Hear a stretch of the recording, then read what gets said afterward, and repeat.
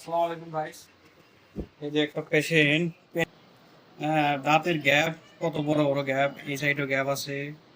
করেন বড় করে আল্লাহ করেন, এই নাও গ্যাপ। মানে স্কেলিং করে এগুলোর মধ্যে সেন্ড করছি, আজকে ব্রেসেস লাগাম। দাঁতগুলো অল্প উঁচাও, এরকম মানে এরকম উঁচা।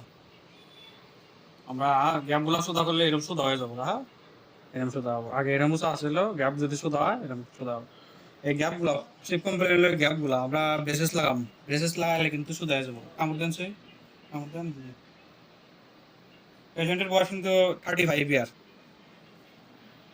তো 35 ইয়ারে বা 40 ইয়ার্সে পেশেন্টের ব্রেসেস লাগা যায়, কিন্তু আইডিয়াল এজ হইলো 22 বছর বা 18 বছরের তলে।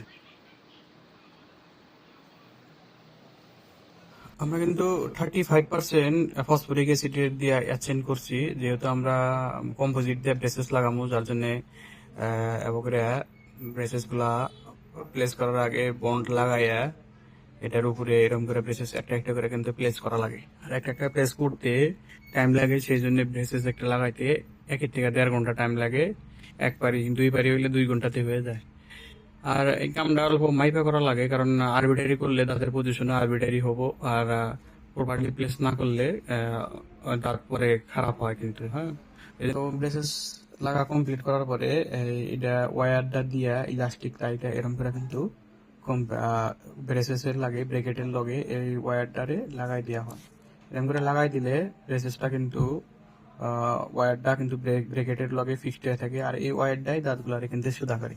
এই জন্য ব্রেসেস ভালো করে পজিশন করে লাগা লাগে, ওই জন্যই টাইম লাগে, 1-1.5 ঘন্টা টাইম লেগে যায়। তো আমার ভিডিও ভালো লাগলে পেজটাকে লাইক দিয়ে রাখবেন, আর যদি ব্রেসেস লাগাইতে চান কন্ট্যাক্ট করবেন, আমার ক্লিনিক গণ্যগর বাজারে আছে। থ্যাংক ইউ, আসসালামু আলাইকুম।